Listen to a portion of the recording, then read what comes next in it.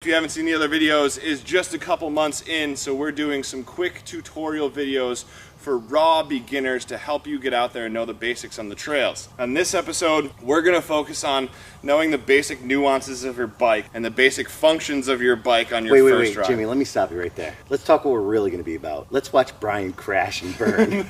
Let's not focus on that. Let's just make sure he knows how to use his basic bike skills.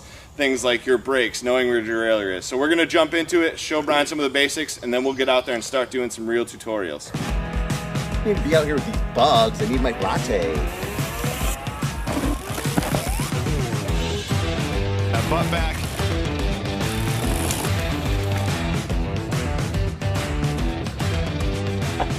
Are you ready? Yeah. Should we have these on? All right, so one of the first things we're going to talk about on your mountain bike, and one of the most powerful and dangerous things on the mountain bike, is your brakes.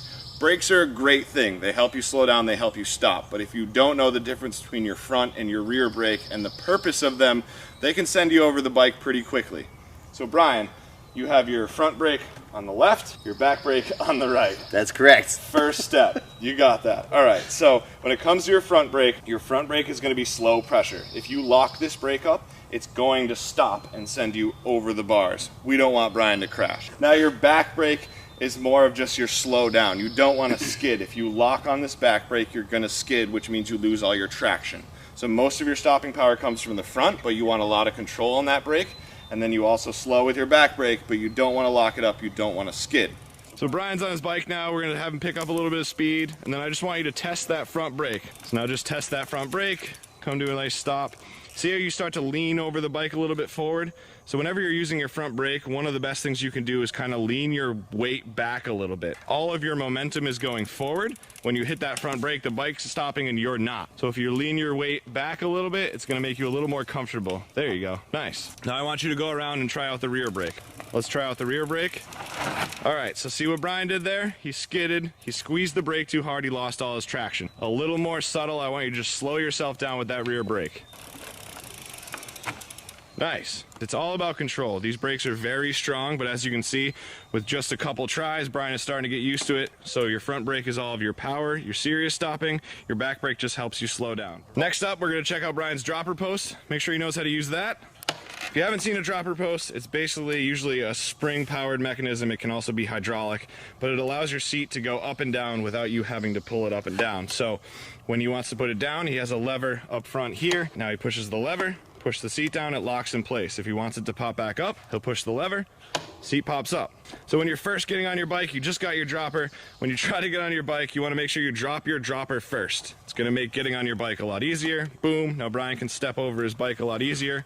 And then the goal is once you're riding, he pops the seat up, and that's his pedaling position. So now if Brian was going to go into something a little chunkier, a little downhill maybe, he can actually push that button, drop his seat down, and then he'll be in a much more comfortable riding position. It allows you to get lower on the bike, which means he's going to be a lot more comfortable. His balance is going to be very centered. Which it takes some getting used to. The first few times you do it, I actually rode behind Jimmy and some other guys and watched when they were dropping and lifting their post. Found myself constantly dropping my post, then lifting it as soon as I hit an uphill, but you don't have to do that. You can leave it down while you're going up your hill until you really need that strength to keep going. The next thing we're going to talk about with Brian is Brian's riding position. Whenever you're riding, your momentum is always going forward. You have to make sure that your body weight is centered over the bike. The lower you can stay on the bike, the more you can make your body one with the bike, the more comfortable you're going to be. So there's two general positions. There's going to be your pedaling position and your attack position. So as you can see right now, Brian is in your basic pedaling position. His seat is up. His body weight is centered over the seat where his butt is. This is pretty much your basic spot. So whenever you're pedaling uphill, whenever you're just roaming around the trails, this is your basic position. This is a position you want to get comfortable in. As you can see, he's doing some small turns.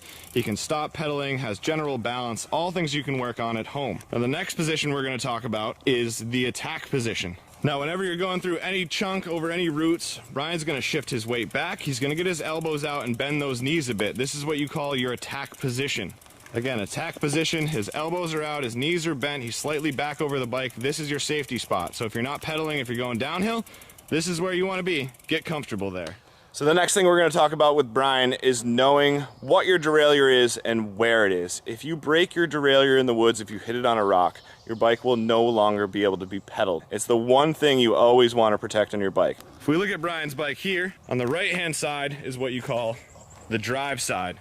So on the drive side, this is what drives the bike. So you have your chain, your front chain ring, your cassette. This right here is your derailleur. This derailleur, while it may look tough, is actually pretty nimble.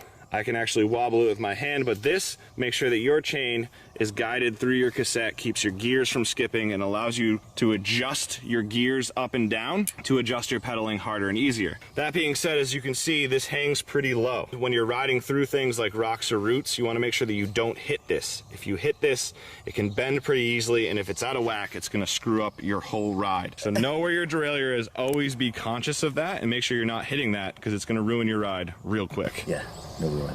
So the next thing we're going to talk about with Brian is shifting. So he has a 1x11 on his bike, which means he has 11 gears to go through. One ring in the front, so 1x11 rings in the back, 1x11. The bigger the ring, the easier it is for Brian to pedal. The smaller the ring, the harder it is for Brian to pedal. But Brian has this little shifter up here, so he can shift up and down with these levers.